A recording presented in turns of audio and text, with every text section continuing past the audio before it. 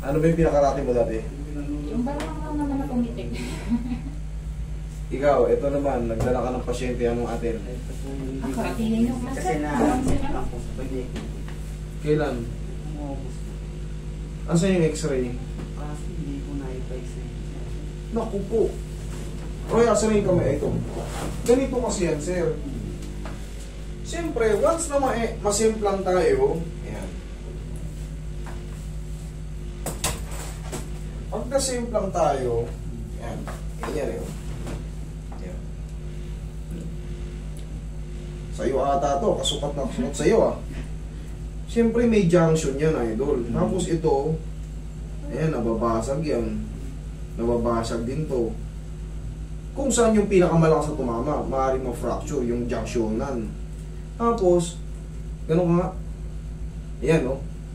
Pag nasira yung oblique mo, tignan mo, hirap kang gumanon. Oh, lumalaban. Tandaan nyo, pag nahihirapan kayo sa oblique position, ibig sabihin, may dislocation. Kailangan yan, pengi pong pera, ganun. Ayan, no? Ganyan. Pero pag yan, hindi po pwede. Titingnan natin ngayon yung mga joint nito kung may na-fracture. Kasi simple lang yun sa'yo, para kang... O siyempre, siniko mo yung ano eh. Siniko mo yung semento. Ano ba mas matikas? Problema, walang x-ray si sir. Tapos August pa. September, October. 2 beses yan, master. 2 beses pa. May, tsaka August. Magkasunod. Posing, ewan ko kung kakayanin pa ha. Bakit? Kasi naghihilom yan. Humihilom yan ngayon pagka yung fracture. Kahit maliit lang na fracture at naghilom na siya. Kaya ang daming komang before eh. Noong panahong 90s. Walang masakit pero singkaw yung kamay. Di ba? Ang daming ganun eh. Ang daming komang. Pero ngayong era ngayon, bibihira na yung komang. Lalo kung makatagpo kayo ng mga magaling na mga bone setting. Bibihira na yung komang. Huwag nyo lang ipapakasting, alam nyo dislocate. Huwag nyo ipapakasting kagad. Ipilit nyo lang ipa-align kasi pag gumaling yung komang, kunyari, nakaganon kayo, kinasting. Wala na kayong aasahan na gagaling ng hindi naka-ano yun. Talagang gagaling na nakaganon yun. Ngayon, pagtanggal ng kas, ito bossing, titignan natin. Gagawin ko ulit. Nanginginig. Tignan natin kung ano nangyari ito.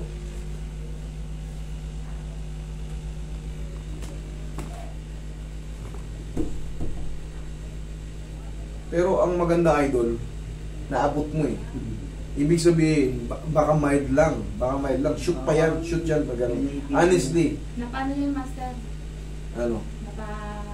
Napaano mo na rin?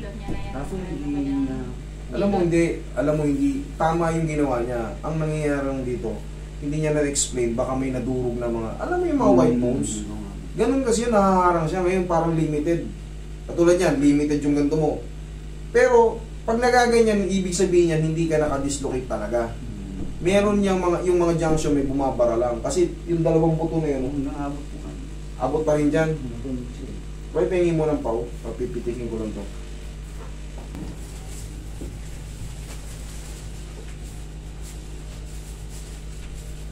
Tapos to, idol, ibubuhat mo ng ano, mga parang mineral. I-stretching mo ha, yun ang hala. Kasi ito, pumigas-tigas na yan eh.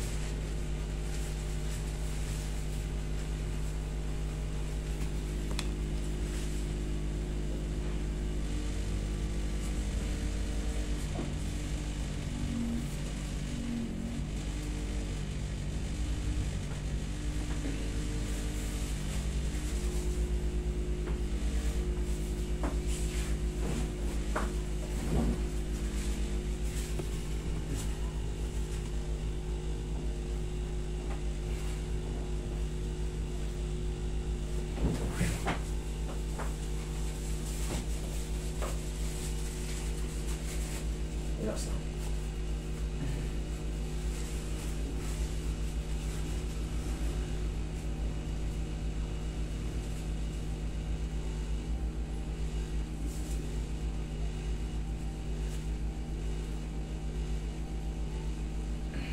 Na yung baboy.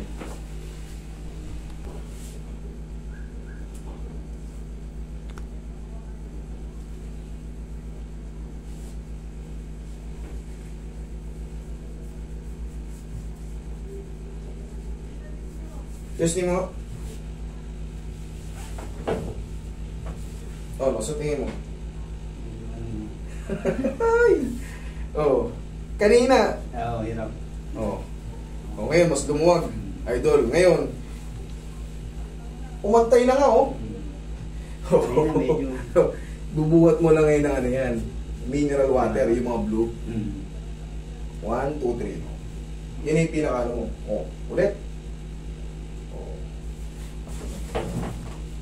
Yan ang tama. Kanina ka doon, kanina naka. Yan, oh. Kaya na. Thank you.